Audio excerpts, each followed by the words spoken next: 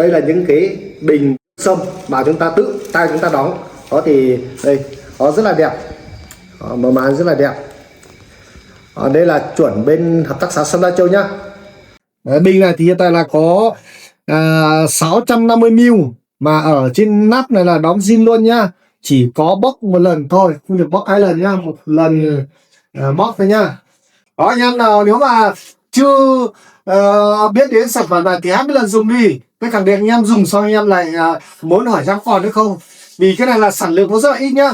Những cái bình này ấy, thì chúng ta đã ngâm được 10 năm rồi. Trước đây ta ngâm ấy thì chúng ta sẽ những củ nó bị gấy, bị vụt thì chúng ta sẽ đưa vào ở trong chum, ủ vào đất.